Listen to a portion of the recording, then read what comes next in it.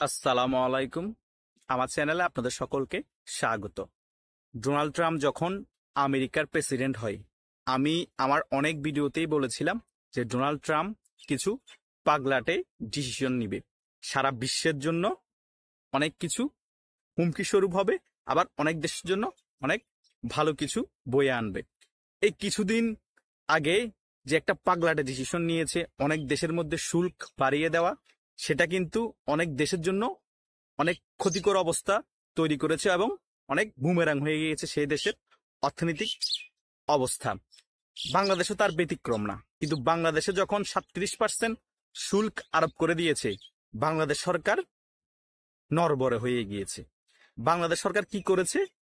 3 মাসের স্থগিত আদেশ দেওয়ার জন্য ডোনাল্ড ট্রাম্পের কাছে চিঠি দিয়েছে, কিন্তু ডোনাল্ড ট্রাম্প ওইসব দেশের উদ্দেশ্যে এবং বাংলাদেশের উদ্দেশ্যে একটি বক্তব্যে ব্যঙ্গাত্ম করেছে। কি করেছে? বলেছে বিশ্বের বিভিন্ন দেশ আমাকে তেল মারতেছে, তারা পারতেছে না আমার পশ্চাৎ দেশে চুম্বন করতে। তার মানে কি বোঝানো হয়েছে? উনি মজা পাচ্ছে যে তার কাছে নতজানু হয়ে গিয়েছে বিশ্বের এসব দেশ। আর আমাদের দেশের ডক্টর সরকারের পক্ষ থেকে এসব ব্যঙ্গাত্ম করার পরও তারা কি বুঝে আবার চিঠি পাঠাচ্ছে ধন্যবাদ জানিয়ে ডোনাল্ড ট্রাম্পকে, নাকি না বুঝে চিঠি পাঠাচ্ছে?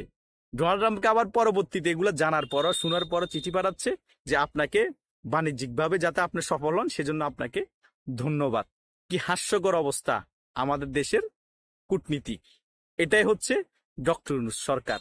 ডক্টর ইউনূসকে এভাবে করে ব্যঙ্গাত্মকভাবে কথা বলতেছে ডোনাল্ড ট্রাম্প এবং বিশ্বের অন্যান্য ছোটখাটো যেগুলো দেশ আছে তাদেরকে। আর আমাদের দেশের ডক্টর ইউনূস সরকার ডোনাল্ড ট্রাম্পের কাছে চিঠি পাঠাচ্ছে ধন্যবাদ দিয়ে। এটাই হচ্ছে বাস্তব পরিস্থিতি। এখন 3 মাস বুঝলাম স্থগিত রাখলো, যে কি আদেশ? শুল্ক আরোপ হলো না, কিন্তু 3 মাস পরে কি করবে? নতজানু তো হয়ে গিয়েছেন। ডোনাল্ড ট্রাম্প বুঝে গিয়েছে কোন জায়গায় টোপ দিলে কোন দেশ নরম হয়। জায়গা বরাবর টোপ দিয়ে দিয়েছে। আপনারা যখন নতজানু হয়ে গিয়েছেন, এখন ডোনাল্ড ট্রাম্প যেটা চাইবে সেটা করতে আপনারা বাধ্য। তা না হলে 37%-এর জায়গায় যদি 40-50% শুল্ক বাড়িয়ে দেয়, তখন কি করবেন? যেখানে 37%-এর চাপ নিতে পারতেছেন না। এটাই হচ্ছে রাজনীতিক এবং কূটনীতিক মেইন খেলা। ডোনাল্ড ট্রাম্প খেলা শুরু করেছে, কোন কোন দেশ ধরা দিচ্ছে তিনি দেখতেছে। বাংলাদেশ সম্পূর্ণরূপে নতজানু হয়ে গিয়েছে, তাই বাংলাদেশের মধ্যে আমেরিকা ছড়ি ঘুরানো এখন সোজা হয়ে যাবে। ডোনাল্ড ট্রাম্প বাংলাদেশের মধ্যে যেটা চাইবে সেটা হাসিল করতে পারবে। ডোনাল্ড ট্রাম্পের অনেক চাওয়া পাওয়া আছে, সেগুলো কিন্তু ইন্ডিয়ার সাথে সংশ্লিষ্ট থাকবে। ইন্ডিয়ার সাথে আলোচনা করেই কিন্তু ওসব চাওয়া পাওয়া ডক্টর ইউনূস সরকারের কাছে চাইবে। কি চাইতে পারে আমরা সকলেই জানি, কি হতে পারে এবং ইন্ডিয়া কি বলতে পারে সকলেই আমরা জানি। শুধু এখন বাকি নরেন্দ্র মোদী এবং ডোনাল্ড ট্রাম্পের ইন্ডিয়াতে একটি গুরুত্বপূর্ণ বৈঠক। ওই বৈঠকের পরে কিন্তু সকল খেলা ঘুরে যাবে। ডক্টর ইউনূস, আপনি কিন্তু গ্যারাগলে পড়ে গিয়েছেন। নতজানু পররাষ্ট্রনীতিতে ধরা খেয়েছেন, কিচ্ছু করার নাই। শেখ হাসিনার মতো এরকম কেলিব্যান্ড নিয়ে তো আপনার রাজনীতি করেন না, যে ইসরায়েলকে তোয়াক্কা করি না, ইসরায়েল নিয়ে কথা বলা, আমেরিকাকে তোয়াক্কা করি না, আমেরিকা নিয়ে কথা বলা। আজকে শেখ হাসিনার এ পরিণতি হতো না যেহেতু লেয়াজু মেনটেন করতে আমেরিকার সাথে আর ইসরায়েলের সাথে।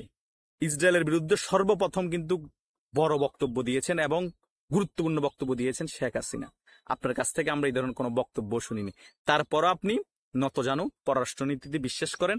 ডোনাল্ড ট্রাম্প যা অপমান করার করেই দিয়েছে, পশ্চাৎ দেশে গিয়ে এখন চুমু দেন আর নতজানু পররাষ্ট্রনীতি নিয়ে থাকেন।